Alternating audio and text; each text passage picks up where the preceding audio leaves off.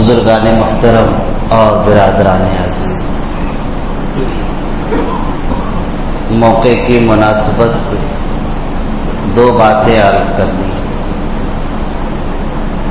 ایک تو شب قدر سے متعلق کچھ باتیں عرض کرنی ہیں اور دوسرے اعتکاف سے متعلق کچھ باتیں عرض کرنی ہیں۔ دعا ہے کہ اللہ رب العزت صحیح طور سے کہنے اور ان باتوں پر ہم سب کو عمل کرنے کی توفیق عطا فرمائے۔ ایسا محسوس ہو رہا ہے کہ ابھی چند دن پہلے ہم لوگ استقبال رمضان میں مصروف تھے، رمضان المبارک کا انتظار کر رہے تھے، لیکن رمضان المبارک آیا بھی اور اس کا پہلا عشرہ بھی تیزی سے گزر گیا اور دوسرا عشرہ بھی گزرنے کو ہے، بس چند گھنٹے باقی ہیں، دوسرا عشرہ بھی گزر گیا۔ اسی طریقے سے تیسرا عشرہ بھی تیزی کے ساتھ گزر جائے، لیکن ہم ہیں کہ معمول سے زیادہ کھانے اور معمول سے زیادہ سونے میں مشغول ہیں۔ اللہ تعالی ہمارے اس جرم کو معاف فرمائے، رمضان کی قدر کی توفیق عطا فرمائے۔ جتنے اوقات اور جتنے ایام گزر گئے، پہلا عشرہ رحمت والا، دوسرا عشرہ جو کہ اختتام پذیر ہے مغفرت والا، اور تیسرا عشرہ آنے والا آگ سے چھٹکارے والا، هو شہر اولہ رحمہ واوسطہ مغفرہ وآخرہ عتق من النار۔ ہمارے نبی حضرت محمد صلی اللہ علیہ وسلم نے رمضان کے عشرے کے حساب سے 3 درجہ بیان فرمایا کہ رمضان کا پہلا عشرہ رحمت والا ہے، دوسرا عشرہ مغفرت والا ہے اور تیسرا عشرہ آگ سے چھٹکارے والا ہے۔ اس کی وجہ یہ ہے کہ اللہ کے بندوں میں بھی 3 طبقے کے لوگ ہیں، 3 طرح کے لوگ ہیں۔ بعض تو بڑے ہی متقی اور پرہیزگار ہیں اور بہت زیادہ دیندار ہیں، عبادت میں بہت زیادہ کوشش کرتے ہیں، اگر خدا نخواستہ ان سے کوئی لغزش ہو جاتی ہے، کوئی خطا اور گناہ ہو جائے تو فوراً توبہ اور استغفار کر لیتے ہیں۔ امت کا طبقہ ایک یہ ہے، اور دوسرا طبقہ بہت زیادہ عبادت گزار تو نہیں ہے لیکن بالکل گیا گزرا بھی نہیں، کہ نہ اسے اللہ کا خوف ہو نہ رمضان کا احترام ہو، ایسا نہیں ہے، بلکہ رمضان کا بھی احترام ہے، اللہ کا خوف بھی ہے، لیکن پہلے درجے کی طرح نہیں ہے، میانہ درجے کے لوگ ہیں دوسرا طبقہ۔ اور تیسرا طبقہ جو اپنے جانوں پر ظلم کر رہا ہے، تیسرا طبقہ ایسا ہے جو گناہ میں، لہو و لعب میں، کھیل تماشے میں، اور رمضان آیا اس کے اتنے ایام گزر گئے، کہاں گزر گئے کچھ پتہ بھی نہیں چلا۔ یہ تیسرا طبقہ ہے۔ تو پہلے طبقے کے لوگ جو ہے وہ تو پہلے ہی عشرے میں اللہ کی رحمتوں میں غوطہ لگانے لگتے ہیں، اور دوسرے درجے کے لوگ دوسرا عشرہ جو مغفرت کا عشرہ ہوتا ہے اس میں مغفور ہو جاتے ہیں، اور تیسرے درجے کے لوگ جب اللہ رب العزت کی رحمت سمندر کی طرح ٹھاٹھے مارتی ہے اس میں ان کی بھی مغفرت ہو جاتی ہے۔ اگر ان 3 عشروں میں بھی مغفرت نہ ہو، اللہ کی رحمت حاصل نہ ہو، تو اس سے بڑا محروم القسمت اور کون ہو سکتا ہے؟ اسی لیے تو آپ حدیث سنتے ہیں کہ آپ صلی اللہ علیہ وسلم پہلے درجے، دوسرے درجے اور تیسرے درجے پر منبر پہ چڑھے تو آمین کہا. تو اس میں سے ایک درجے پہ جو آپ چڑھے تھے، صحابہ کے پوچھنے پر آپ نے بتایا کہ حضرت جبرائیل امین آئے تھے، 3 بددعائیں کی اور اس پر آپ صلی اللہ علیہ وسلم نے آمین کہی. حضرت جبرائیل علیہ السلام کی بددعا ہی کہاں کم تھی اور اس پر آپ نے آمین کہی. تو بالکل یقینی ہے کہ وہ بددعا قبول ہو گئی. تو اس میں سے ایک یہ بھی ہے کہ ہلاک ہو جائے وہ شخص جو رمضان کا مہینہ پائے اور اس کے مغفرت. تینوں عشرے ملے اور پھر بھی آگ سے چھٹکارا ہمیں حاصل نہ ہو، اللہ کی رحمت میں ہم داخل نہ ہو اور بخشش ہمیں حاصل نہ ہو، تو ہم سے زیادہ محروم القسمت کون ہے؟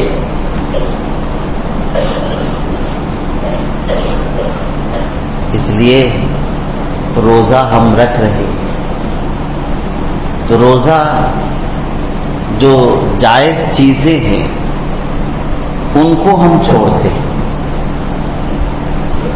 اور ایام میں کھانا پینا جائز ہے. بولو جائز ہے کہ نہیں؟ اور ایام میں کھانا پینا جائز ہے، ہم اس کو چھوڑتے. ایسے ہی جائز شہوت پوری کرنا بیوی سے جائز ہے، لیکن ہم چھوڑتے ہیں. اور ایام میں جو چیز جائز ہے روزے کی وجہ سے ہم اسے چھوڑتے ہیں، لیکن جو چیزیں ہمیشہ ناجائز اور حرام ہیں ہم اسے نہیں چھوڑتے. تو پھر روزے کا جو مقصد ہے متقی بننا، وہ کیسے حاصل ہو؟ جب تک ہم روزے کے ساتھ یعنی مفطرات ثلاثہ سے رکنے کے ساتھ ساتھ گناہوں سے نہیں بچیں گے، تب تک روزے کا مقصد حاصل نہیں ہوگا.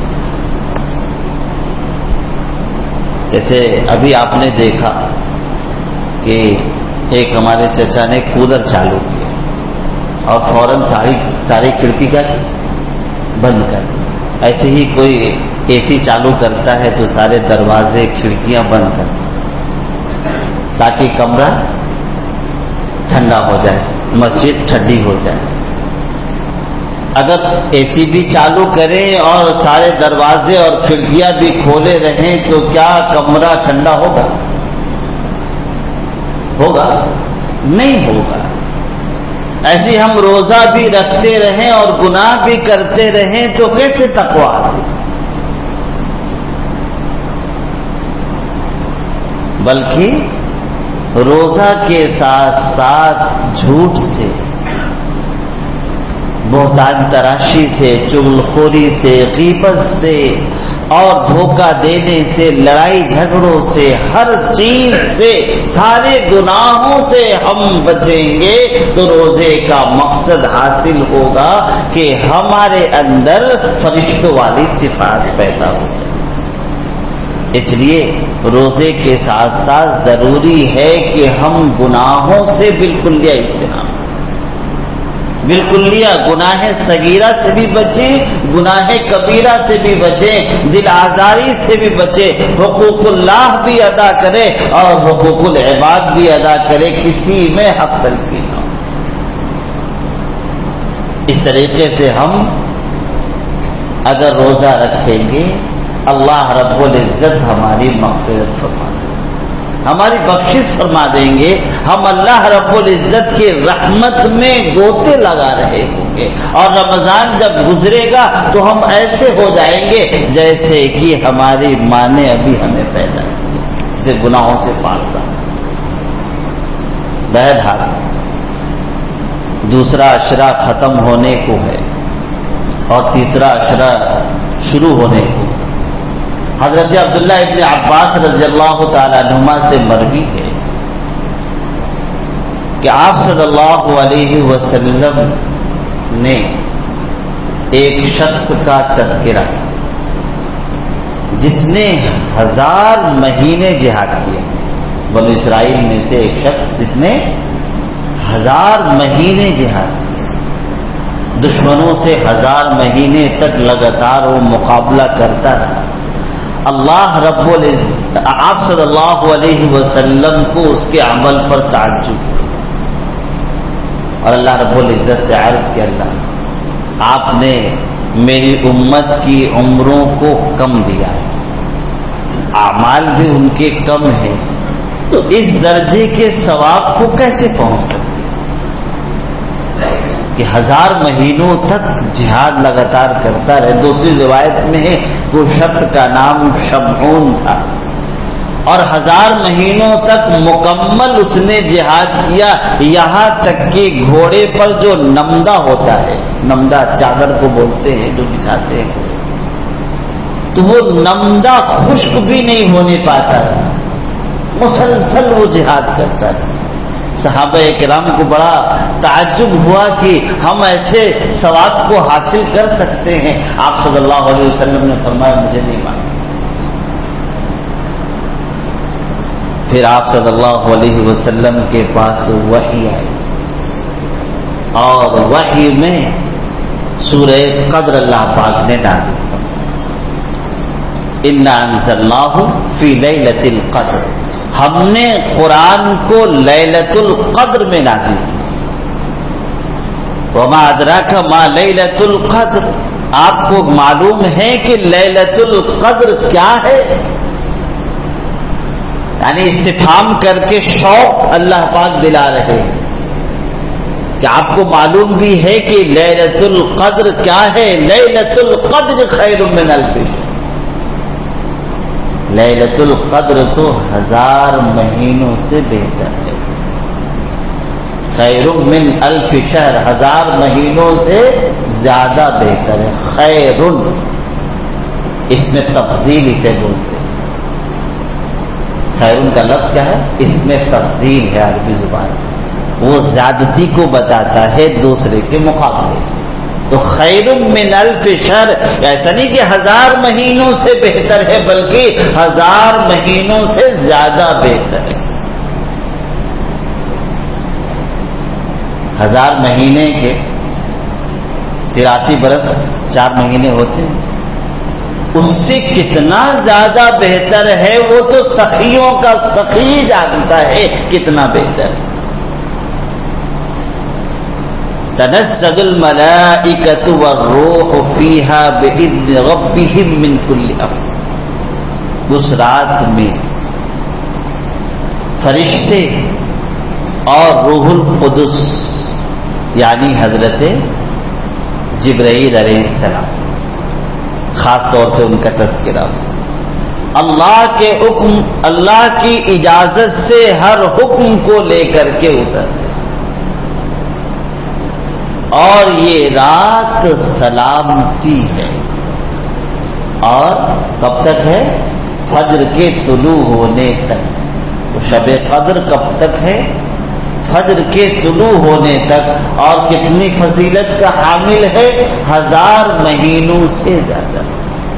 اور ذاتی کا علم اللہ رب العزت کو ہے. اسی لیے ہمارے نبی حضرت محمد مصطفیٰ صلی اللہ علیہ وسلم کے بارے میں آتا ہے، کانا رسول اللہ صلی اللہ علیہ وسلم اذا دخل العشر، کہ جب آخری عشرہ داخل ہوتا تھا، شد میزرہ، تو آپ اپنے تہبند کو باندھ لیتے.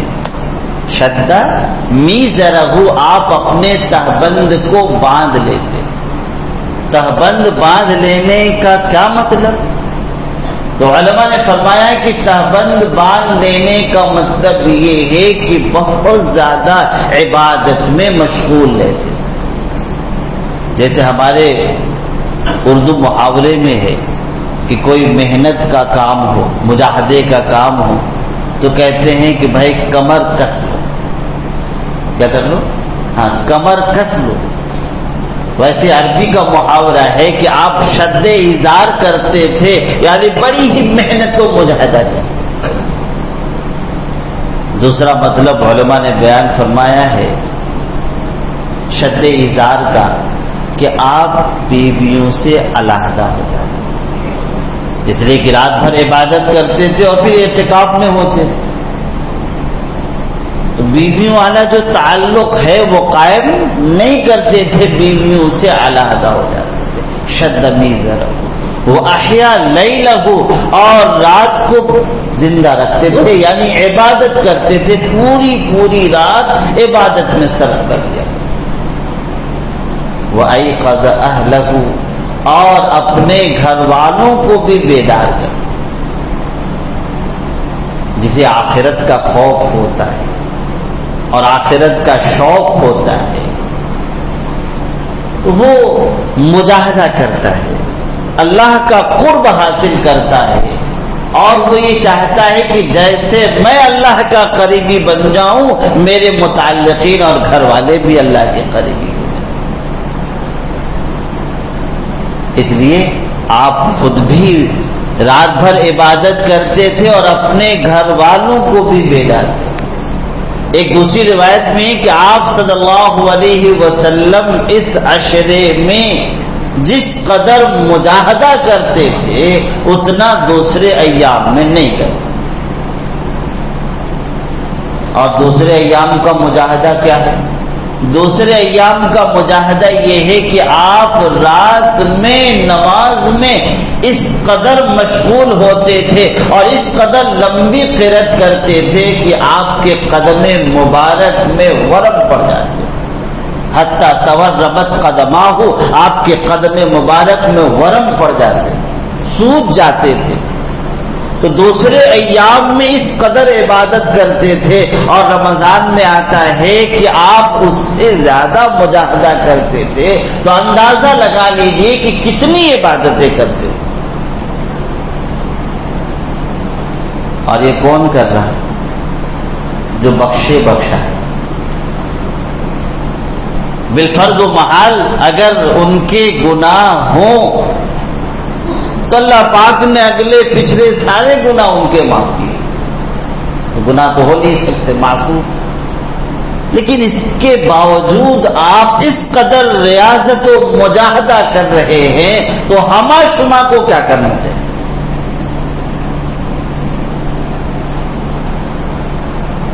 تو یہ 10 دن آخر کے بچے، اس کو ہم عبادت میں صرف کریں. 10 راتیں عبادت میں گزار، اللہ کی بندگی میں، اللہ سے قرب حاصل کرنے میں گزار.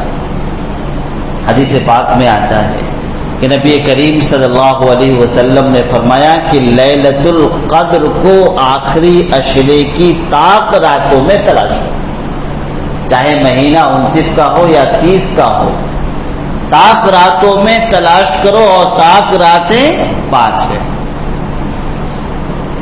21 جو آج ہی ہے، 23، 25، 27 اور 29.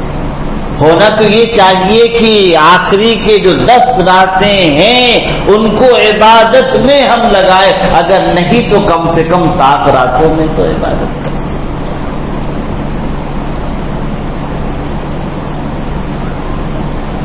آپ صلی اللہ علیہ وسلم، عبادہ ابن صامت رضی اللہ عنہ کی روایت ہے، آپ صلی اللہ علیہ وسلم باہر نکلے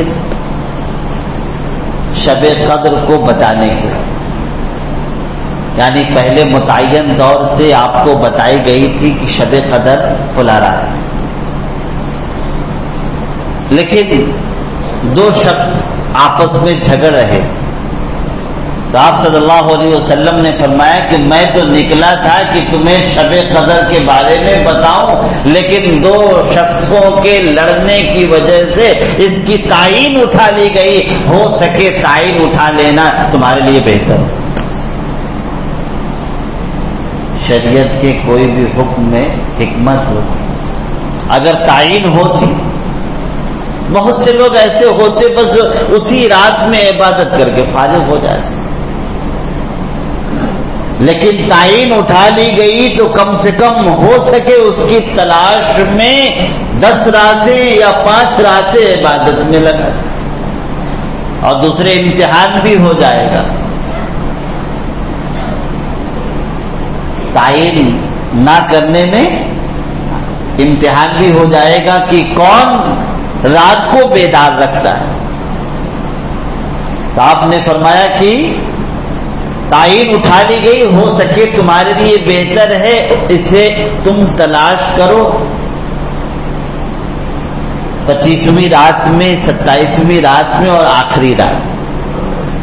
بعض روایتوں میں تعین کے ساتھ 27ویں شب کو قرار دیا گیا ہے، لیکن وہ علامات اور اندازے اور تخمینے کے اعتبار سے ہے کہ وہ علامت یقینی طور سے آپ کو معلوم تھی تو آپ نے بتا دی، ورنہ اگر 27ویں رات کو متعین طور سے ہو جائے تو پھر روایت تحروا لیلۃ القدر من رمضان اس کا کوئی مطلب ہی نہیں ہے کہ رمضان کے آخری عشرے میں تلاش کرو.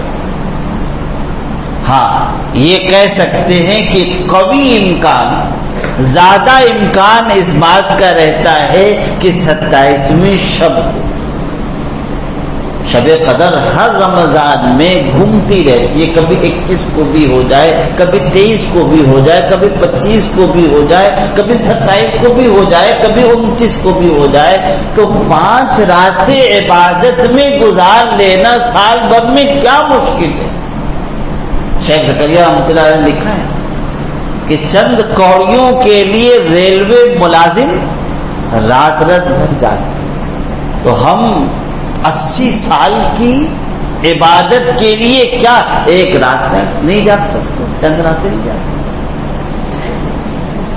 تو اللہ رب العزت نے یہ رات ہمیں دیا ہے اور یہ اس امت کی خصوصیت. اس سے پہلے کسی امت کو یہ رات نہیں دی گئی ہے، اس امت کی خصوصیت ہے، اللہ رب العزت نے اس امت کو دیا. اللہ پاک نے جب ہمیں ہبہ کیا ہے، ہدیہ کیا ہے، یہ رات دیا ہے ہمیں، تو اس کی قدر دانی کرنی چاہیے اور جتنی اللہ پاک توفیق دے ان راتوں میں عبادت کر کے اس کو حاصل کریں.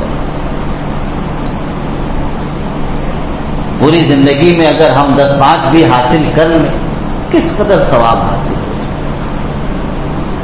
اور اسی شب قدر کو حاصل کرنے کے لیے اور اس کے فضائل کو حاصل کرنے کے لیے ہمارے نبی حضرت محمد مصطفیٰ صلی اللہ علیہ وسلم اعتکاف کیا تھا. اعتکاف کے معنی ٹھہرنے کے آتے ہیں، جم جانے کے آتے ہیں. آپ صلی اللہ علیہ وسلم اعتکاف کرتے. چنانچہ ایک روایت میں ہے، ابو سعید خدری رضی اللہ عنہ کی روایت ہے کہ آپ نے پہلے عشرے میں اعتکاف کیا، رمضان کے پہلے عشرے میں. حضرت جبریل علیہ السلام آئے اور آ کر کے کہا کہ جس چیز کی تلاش میں آپ نے اعتکاف کیا تھا وہ آگے. تو آپ نے دوسرے عشرے میں اعتکاف. پھر حضرت جبریل علیہ السلام آیا اور کہا کہ جس کے لیے آپ نے اعتکاف کیا تھا وہ آگے. تو آپ نے خطبہ دیا اور فرمایا کہ لیلۃ القدر کی تلاش میں ہم نے اعتکاف کیا تھا اور یہ رات آخری عشرے. آپ صلی اللہ علیہ وسلم مدینہ ہجرت کرنے کے بعد ہر سال اعتکاف کرتے. اس کی فضیلت کا اندازہ آپ اسی سے لگا سکتے ہیں کہ ایک مرتبہ کسی وجہ سے آپ نے اعتکاف نہیں کیا تو اس کی فضل. اور جس سال آپ کا انتقال ہوا آپ نے 20 دن کا اعتکاف کیا. حضرت عائشہ رضی اللہ عنہ فرماتی ہے کہ آپ صلی اللہ علیہ وسلم اپنی پوری زندگی اعتکاف کرتے. آپ کی وفات کے بعد آپ کے ازواج مطہرات نے بھی اعتکاف.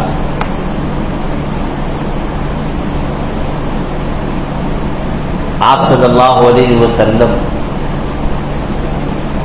ابتدا میں جب نبی نہیں بنائے گئے تو غار حرا میں جا کر کے ٹھہر جاتے، آپ کو خلوت محبوب قرار دی گئی اور توشے لے کر کے چلے جایا کرتے تھے اور بہت معمولی سا کھاتے تھے، کئی دنوں تک وہیں گزارتے۔ اسی کیفیت میں یعنی بھوک اور پیاس کی کیفیت میں پہلی وحی اتری ہے۔ محققین نے لکھا ہے اس کیفیت کو اللہ رب العزت نے جبکہ پہلی مرتبہ وحی اتری ہے رمضان قرار دیا۔ یہ بات سمجھ آتی ہے؟ اس کو کیا قرار دیا؟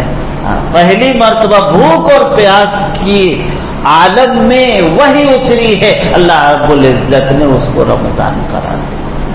اور چونکہ تنہا بھی رہتے تھے، آپ گوشے میں رہتے تھے اور اللہ کے نبی حضرت محمد مصطفیٰ صلی اللہ علیہ وسلم کا ہر عمل اللہ کو پسند تھا، امت میں اس کو جاری کرنا چاہتے تھے، تو رمضان تو جاری کیا لیکن وہ تنہائی والی چیز وہ نہیں تھی، تو اعتکاف کو مشروع کر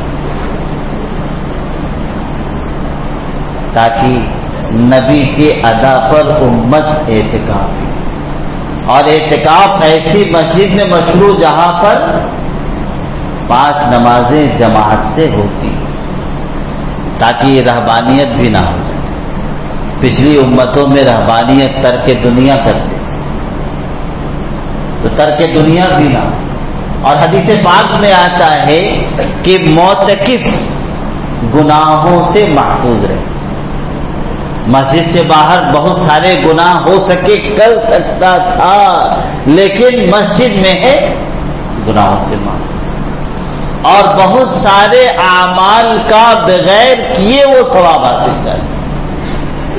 مثلا مریض کی عیادت ہے، ایسے جنازے میں شرکت ہے، معتکف تو شریک ہو نہیں سکتا، عیادت کر نہیں سکتا، لیکن بغیر ان اعمال کے کیے ہوئے اللہ رب العزت ثواب دے۔ ایک دن کا اگر کوئی اعتکاف کر لے تو اللہ رب العزت اس کے اور جہنم کے درمیان 2-3 خندقیں حائل کرتے ہیں، اور ہر خندق کا فاصلہ زمین و آسمان کے برابر۔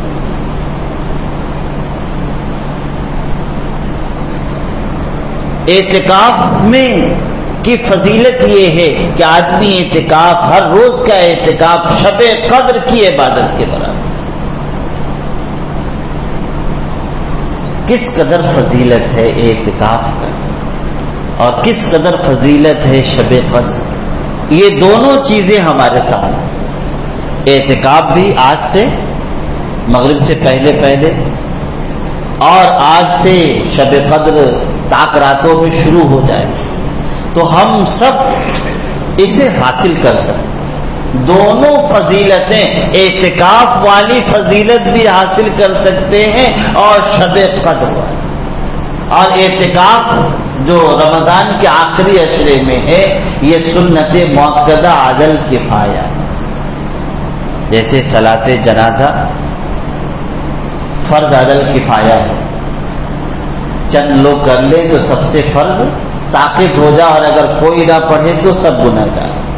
ویسے ہی سنت مؤکدہ علی الکفایہ ہے کہ اگر چند لوگ مسجد میں اعتکاف کر لے تو اس محلے سے، اس بستی سے سنت ادا ہو جائے گی، لیکن اگر کوئی نہ کرے تو سب گنہگار، سارے گنہگار، سنت علی الکفایہ۔ اس لیے ہم عزم کریں، حوصلہ کریں۔ ہمارے نبی نے تو پوری زندگی اعتکاف، ہر رمضان اعتکاف میں گزارے۔ ہم عزم کریں، عزم مصمم، پختہ ارادہ کریں گے، اللہ رب العزت ضرور توفیق دے۔ بندے کا عزم ہوتا ہے، پختہ ارادہ ہوتا ہے، اللہ رب العزت کی مدد شامل حال ہوتی ہے۔ تو ہم ارادہ کریں، عزم کریں کہ ہم ضرور انشاءاللہ اعتکاف میں بیٹھیں گے، اور اگر نہیں تو جتنی میسر ہو جائے، سنت مؤکدہ تو ادا نہ ہو لیکن نفلی اعتکاف مسجد میں زیادہ سے زیادہ وقت گزارے اور اعتکاف کی نیت کرے. اعتکاف تین طرح سے ہے، واجب بھی ہے اور سنت مؤکدہ اور نفل کے لیے کوئی وقت بھی نہیں ہے اور کوئی شرط بھی نہیں ہے، مسجد میں آئے نیت کر لیا اعتکاف. اور اللہ رب العزت نے جو یہ اشرہ دیا ہے، ہم اس اشرے کو غنیمت سمجھ کر کے اللہ کی رحمت کو لوٹ لیں، اللہ کی مغفرت کو لوٹ لیں اور اپنے آپ کو بخشوائیں، گناہوں سے توبہ استغفار، اللہ کا قرب حاصل کریں. اللہ رب العزت ہمیں بھی اور آپ سب کو عمل کرنے کی توفیق عطا فرمائے. وآخر دعوانا الحمدللہ رب العالمین.